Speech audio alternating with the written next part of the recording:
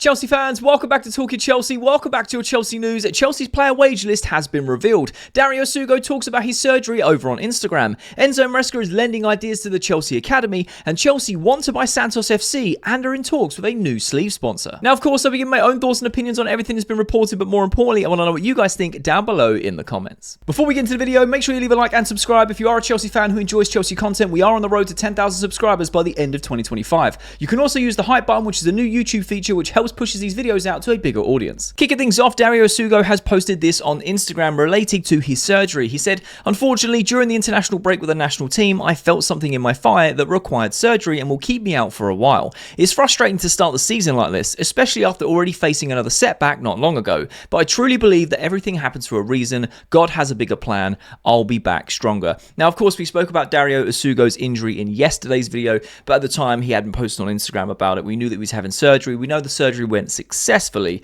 We're just a matter of waiting in terms of how long his recovery process will be. Now, it is a shame that he has picked up a knock. I know that when we first signed him, he also had a bit of a niggle as well that kind of went on for a little while. But he is such a good player. He looks like a Caicedo regen. He looks like a Caicedo regen already. He comes on like for Caicedo, and you don't even know Caicedo's on the pitch, which is wild to say at such early on in his Chelsea career. So I'm hoping that his recovery is swift and healthy, and he can come back, slot straight back in with our busy fixtures around the Christmas period. I don't know how long his sort of recovery period is going to be with this surgery on the thigh. I know with hamstrings, it's a long time. I'm assuming it's going to take a while. We might not see him until the turn of the year, if we're being honest. Maybe, if we get through the league stages of the Champions League, maybe in the knockout stages, he might be available. That's around end of Jan, start of February, even mid-February. I don't know. Hopefully it's not as long as that, because I feel like having someone like Essugo in the team alongside Santos as well is really good rotation for Enzo and Caicedo, right? And going into this season, I said, I'm not really worried too much about Lavia specifically because he's in and out of the squad because of injuries, because we have the likes of Darrio Essugo, we have the like of Andre Santos that can actually give Enzo and Caicedo that much needed rotation and rest when needed. One thing that I've noticed, and there's a bit of a pattern that I notice, is after every international break, seems that Enzo Fernandez needs a little bit longer to kind of set back in, whether it's the jet lag, whether it's the fitness, I don't really know. But he never usually starts the game immediately after an international break. And it's just a pattern that I've kind of picked up on over time since he's been at Chelsea. I don't know the reason for it. I genuinely have no idea. It could be the jet lag. I don't know whether he struggles with that. Or it could just be the fact that he was playing so many games he was a bit burnt out and needed the extra rest. However, the likes of Andre Santos being a like-for-like box crasher and a box-to-box midfielder, it relieves that pressure off of Enzo Maresca and Enzo Fernandez in terms of, squad selection. With Darrio Essugo out and Romeo Lavia coming back, it's almost like a one-in, one-out like the transfer window, which is not funny really, but at the same time, it is quite funny. We've got the one-in, one-out. Hopefully Lavia can stay fit. I'm hoping that he can stay fit for a sustained period of time because a lot of you guys have said in the comments as well, Romeo Lavia is injury prone. We know that. He's such a good player. When he's in our midfield, it completely changes things. Having Caicedo, Enzo, and Romeo Lavia in the midfield three is unbelievable.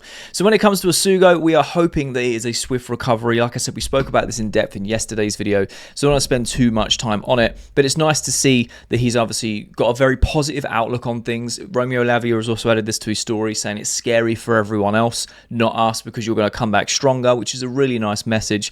There already seems to be a togetherness with the new signings coming into the Chelsea dressing room as well, which is always nice to see. But having a positive outlook on something like this is a very, very good trait to have. And hopefully he doesn't spend too long sidelined with injury. Transfer Market have revealed the salary list of Chelsea players, and I just wanted to kind of go through this. Also, I do a little bit of a side note. This will be a shorter video because there is limited news, and this international break has gone on for 4 years. This is the longest international break ever. Every year, every season, it's that September one. So I do apologise about the length of the video, the lack of news. I am scraping the barrel right now, so I hope that you can appreciate that. I hope you still enjoy it, and let me know your thoughts down below. But I wanted to talk about the salary list because I feel like it's very evenly spread. There was a lot of talk about Chelsea's wage incentivized, like the wage structure and the incentivized installments of how you can get bonuses, etc., coming on lower wages and then working your way up. However, there was still overspill before we set that in place, where people were paid big money. So I wanted to kind of have a little look at this. I'm not saying that this is 100% accurate. Transfer market can be off a little bit. I mean, no one really knows other than the accountants at Chelsea FC who pay the wages, but it's going to be within the rough ballpark, right? And I just want to kind of have a skim across it because some of these actually surprised me when I had a little look. For example, we know that Sterling is our highest earner on £19.6 million a year, and his contract expires in 2027, which is why we are trying to offload him as much as we can. Now, we spoke about the Sterling situation. He wants to sit put, collect his paycheck, and as long as he's doing the obligations of his contract, he is more than welcome to do that because he's not breaking any rules, and it makes it very hard for Chelsea to try and move him on. We've tried moving him on with the likes of moves to Fulham, where we're even going to said to Fulham, we'll pay whatever it is to get him out of his contract, so then you can pay the fee and we kind of break even. We don't make any money. You haven't got to pay an extortionate amount of wages, etc. You can kind of start again. That kind of fell through. Fulham went for other players. Tyreek George deal also fell through with Fulham. They went with another player as well. They didn't get the paperwork done in time. So maybe January is the exit for Sterling. He doesn't want to go to Turkey. He doesn't want to go to Saudi Arabia. He doesn't want to go to America. He's just happy to collect his paycheck. And I understand from his perspective, he doesn't want to move uproot his family again. He wants to stay close to London. So I don't know, maybe there's a London option or a London club come in January or, whatever, maybe the end of the season, and we can finally get him off the books, because 20 million euros a year to be paying him to not be actively playing for Chelsea is just a massive weight on our wage structure. Obviously, James is our second highest, rightfully so. The longest serving player, been there obviously through the academy, our captain. Contract runs out in 2028. That's 15.1 million, and I've got no qualms with that whatsoever. The best right back in the world, in my opinion. And then we've got Wesley Fofana on 12.1 million with his contract running out in 2029. Now, memory may fail me a little bit, so let me know in the comments, but I believe when we signed Fofana, it was before the wage structure had been put in. I'm pretty sure it was. So he was on big money. It was a big money transfer as well. I think it was about 70 odd million pounds to get him across.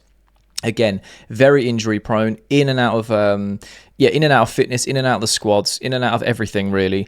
And he's getting paid 12 million a year, there or thereabouts. So I have no doubt in Wesley Fofana's ability. I think he's a fantastic player. I really, really do.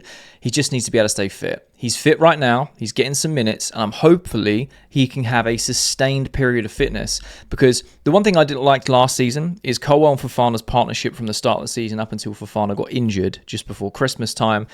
It was getting stronger and stronger week by week. Now, yes, we've now currently got Trevor and Tosin as that centre-back partnership because Wesley's just come back. And I feel like Fofana's going to be knocking on the door, especially with the international break and training hard, and all these players have been training as well. Gives Maresca a good sort of headache to who do we pick in them centre-back partnerships.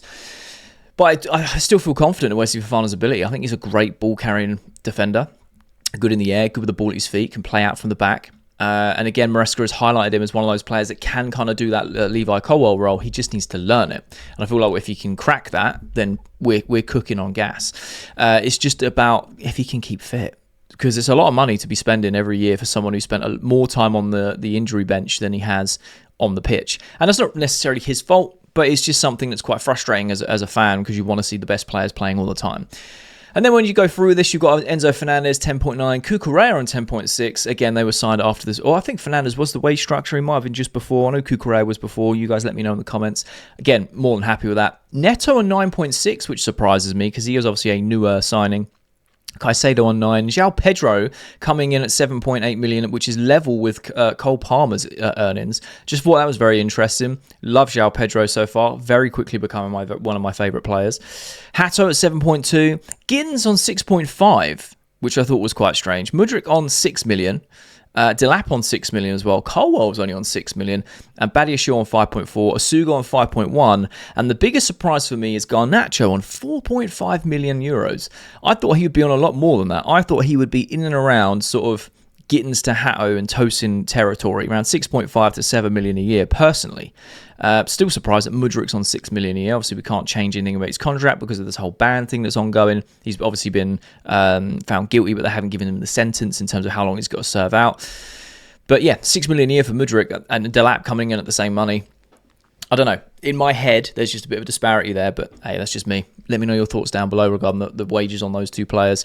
But yeah, Garnacho surprised me. Sanchez on 3.6, Jorgensen on 3, very evenly down there, not on a lot of money. But this wage structure, you can see how it's gone through the whole squad and how it balances things out. But but then you've just got Sterling at the top, just being that weight that kind of pulls it down a little bit more.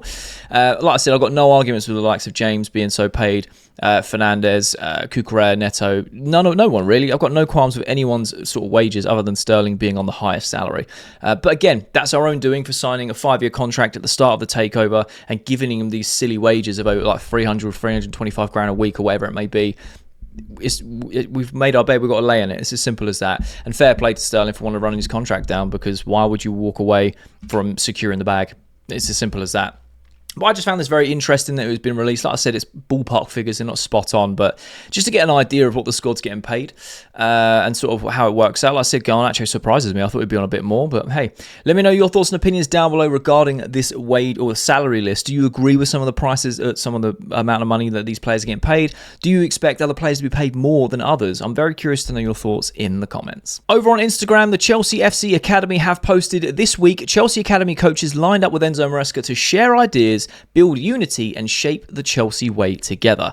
I absolutely love this. And like I said earlier in the video, we're clutching at straws. This international break seems to be going on forever. But this I genuinely am interested in. I'm genuinely excited by this, because we've spoken about the elite mentality. We've spoken about how the players will run through walls for Enzo Maresca right now. We know that there's unity within that first team squad, the whole squad as well, not just the 11, not just the bench, whatever, it's everyone together. And Maresca's done very well to plant his seeds, water them and nurture them so far. He's obviously got 2 finals, two trophies as well in his first season, getting us into the top 4. He's done a very, very good job. And I'm very excited to see what we can do this season as well. But this interests me because you're now going a level deeper. You're now going to Chelsea's academy. We're going to the youngsters that are looking up to, want to play in that first team and want to really kick on and develop even more. And the fact that Enzo Maresca is sharing ideas and building unity with this means it just runs a hell of a lot deeper than just a manager that's going to be here for a while and then try and win what he can, and then he's gone again, and then another manager comes in. Like we were under Roman, where you would have this revolving door of managers, but we'd always be winning, he'd always be successful in some sort of way. So I find this very, very interesting, and something I wanted to kind of talk to you guys about in the comments. I think this is an incredible idea because Enzo Maresca is clearly the man to be here for a long period of time, where he can water those seeds that he's been planting. He can really nurture them and grow them and develop them in terms of the players, the philosophy, the tactics, the legacy that he can build here at Chelsea. He could be our first long-term manager that we've had in forever, which would be very nice to see because, again, like I said, there's this revolving door policy at Chelsea that they're trying to stop. Even when the new takeover happened, there was still a bit of a revolving door with Potter and Tuchel and Pochettino, albeit Frank coming interim as well, albeit in a bit more of a longer stint, but it's just a lot of managers, it's just a lot of managers, and Maresca seems to be settled. He's delivering results on the pitch, which means the board are happy with him too. They're all pulling in the same direction in terms of vision and what they want to be doing, singing from the same hymn sheet, as you will. But I really like this. I'd love to know your thoughts and opinions. Do you think this is a good idea that you basically have from the top all the way to the bottom in terms of academy, or bottom all the way to the top, however we want to look at it? From the academy to the first team, all pulling in the same direction, all having the same philosophies of play, having the Chelsea way being more tight-knit, being unified, because our academy is one of the best in the world. We were voted, I think, best in England for the fourth year running or something. Second is Arsenal, and then third is Man United, or the other way around. But Chelsea topped that as well, which is an incredible achievement. You can see the talent that Chelsea Academy have produced over the last, 20-odd years, even a little bit longer, where they've gone on to play for massive clubs, gone on to win things. Whether it's made it at Chelsea or gone somewhere else, we do have a very, very good academy that really brings players in with talent, nurtures them and develops them, and they can go on and have a successful career as a footballer, which is amazing. But I'd love to know your thoughts and opinions on this gesture. Do you think this works well for the future? Do you think this is a waste of time? I'm just very curious. Let me know what you think down in the comments. Lou Class has reported that Hey Air Group is rumoured to be in talks with Chelsea to become the new sleeve sponsor, replacing Live Nation. No official confirmation yet. Live Nation deal runs through 24-25. Chelsea still seeking long-term front of shirt partner, one to watch. I just wanted to bring this up purely because, like I said, very dry international break, very limited news today. And we're getting near the end of this break. All right, we're playing in a few days and I cannot wait for it. But the other side of it is we are still looking for a front of shirt sponsor. Now, I don't know how long Chelsea need to then, vet these companies that are throwing themselves at us because we're now the world champions off the back of that want to be a front of shirt sponsor and a long-term partnership. Chelsea, the board, the owners have all said, like, well, it needs to be long term, it needs to be for the right amount of money. This is what we want to be doing. They've sacrificed a couple seasons without a front and shirt sponsor to be in a position to then leverage the amount of money they want on an annual basis over a long period. And now with the world champions, we can do that. The last we heard about this was, I think I spoke about it sort of middle of the way through the transfer window in the summer, where there was like three companies that were in the final stages and they were being vetted.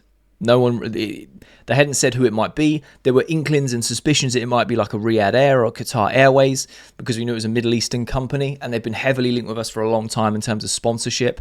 But it looks like Hair, or Hayer, however you pronounce it, are going to try and look to replace Live Nation. Now, I will always say any sort of sponsorship or endorsement money is great for the club because it's an extra revenue source that can just help us. We've done incredibly well in terms of player sales, in terms of trophy winnings, etc., like that, TV rights, all of that. And to raise that type of capital without a front shirt sponsor is genuinely astounding. It goes unnoticed. It's genuinely astounding how we've managed to do that, because front shirt sponsors are going to be anywhere between like sort of 30 to 60 million a year for most Premier League clubs, right? Depending on who you are and the status of the club, the TV rights, etc. There's a lot that goes into it. So for Chelsea to be that up there without that, and then when you add it to it, unbelievable. It would be unbelievable. So I wanted to get your thoughts and opinions. I've never heard of this company, if I'm being honest. No official confirmation, but they are looking to take over the Live Nation deal. And I quite like the Live Nation deal. They did a few bits where they were trying to offer tickets at discounted rates and special events and things for Chelsea fans, which was pretty cool. I was never able to take one up personally because of childcare and life, etc. But yeah, I just thought I'd announce this, because even though this is exciting in terms of like, free money, basically, the one question that it poses is when is Chelsea going to sort out the front shirt sponsor? Because that's the big one. And that's what a lot of you guys are waiting for, to then go buy your kits, because you want to buy the kit with the front shirt sponsor. And I hear you. I'm too impatient. I got them without. So that just means that the club's going to make more money, because I'll probably buy them with as well. Maybe at some point during the season. I don't know. I want to ask you the question. Do you think Chelsea are going to go another whole season without a front shirt sponsorship? Or do you feel like they're going to get one at the most random of times this season, like, I don't know, February or November or March, or even at the end of the season? Because I genuinely don't understand why Chelsea are stalling so much on this. And that's just my opinion. But I'd love to know your thoughts down below. Lucas Massetti has reported that Blueco is one of the interested parties in Santos FC. In July, there was a meeting between members of the group, such as Egbali and the president of Santos. At the moment, it's just conversations. Now, I find this very, very interesting, purely because of the multi-club model. Now, we know that the Chelsea owners, when it comes to Boli, Egbali and the sporting directors, are obsessed with South American wonder kids and gems, because we've bought so many of them. We've got Esteval, you've got the likes of, I say Essugo, but we obviously got him from Sporting, but he's South American as well. You've got the likes of Kendry Paez. There's just a lot that we are kind of always hoovering up and having a little scout and a monitor for South American wonder kids. Do you know how iconic it would be if Blueco bought out Santos FC? Santos is such an elite football club in terms of how historic they are. The players like Neymar and all the other Brazilian greats that have gone through that club. It's such an established, it's just an iconic club. So I was very curious and interested to see how this would work, because then we would have Chelsea, Strasbourg, and then Santos as the three under the multi-club ownership. Now, Man City have also done a similar thing. The Red Bull have also done a similar thing of different clubs all around the world. And it's just interesting because the multi-club model, you're either with it or you're against it, and I get it, right? I'm kind of in the middle in terms of like, I think it can work for us very well. I think it makes sense in some sort of instances, but at the same time, it's a bit of a monopoly, because you've got one parent company that owns like 5 different clubs, and it can cause confusion down the line. Obviously, if you're going for a South American club and an English club, they're not really going to conflict in any way in terms of, well, they're not going to be playing the same Champions League. Potentially in 4 years, they might have an issue if they're both in the Club World Cup, right? Because but then again, it's a FIFA tournament. It might be completely different to, league formats, etc. But when it comes to the Champions League, we've had the multi-club rule where you obviously got Strasbourg and Chelsea. They can't play in the same UEFA competition at the same time. So then it can confuse things. It can make a bit of murky waters. We've had the similar thing with other multi-club models as well. But when it comes to Santos specifically, I'm curious to know what the ownership percentage would be from Blueco and what their plans with it would be. Would it be to harvest and farm young gems and talent and wonder kids from that club? Or would they genuinely want to try and run it like they're doing with Strasbourg as well, where, yes, they're becoming a bit of a feeder club to Chelsea, but they're also sending players to Strasbourg too, as like a, you scratch our back, we scratch yours, and we keep it as fair as we can. But they're also trying to run Strasbourg in a very efficient way, trying to generate them more money. And they had a very good season last season under their new manager and their new coach and management. They are really kicking on at Strasbourg. So it's not like they're just kind of, stripping all the assets and leaving them to dust. They are trying to run both clubs in that sense. Whether it's, I don't know how it's split, whether it's Clear Lake doing one, Blue Co the other, whatever it may be, it does get a bit convoluted. But I just wanted to kind of bring this up, highlight it, and have a conversation with you guys. Do you think this would be a good idea if Chelsea could then go and buy a big part of Santos FC? I think historically how iconic the club is, and obviously it being such an established Brazilian team, having these wonder kids coming through and all these players like the likes of Neymar, I'm sure Pele played for Santos at some point. All of the greats for across time really have gone through Santos. It's such an iconic club. It would just be fascinating to me. It'd be fascinating because when would Blue Co stop? Would they then go on and try and buy a club on every continent? Are they going to stop with 3 clubs? Do they want 4? What's the overall plan? And that's what gets my brain ticking of thinking of what could be the plan here? What are they trying to navigate with this multi-club model? Is it just to strip assets? Are they genuinely wanting to rebuild these clubs and take them to the next level financially? I don't really know, but I'd love to know your thoughts and opinions down below in the comments. And that's the latest Chelsea news. Let me know your thoughts and opinions down below in the comment section. I love having a conversation with you guys. And if you have watched this video all the way to the end, firstly, you're a real one, and I mean that, you're a real one. But secondly, there'll be a thumbnail appears on the screen. So if you are a Chelsea fan who enjoys Chelsea content, make sure you click that thumbnail because you'll enjoy that video too.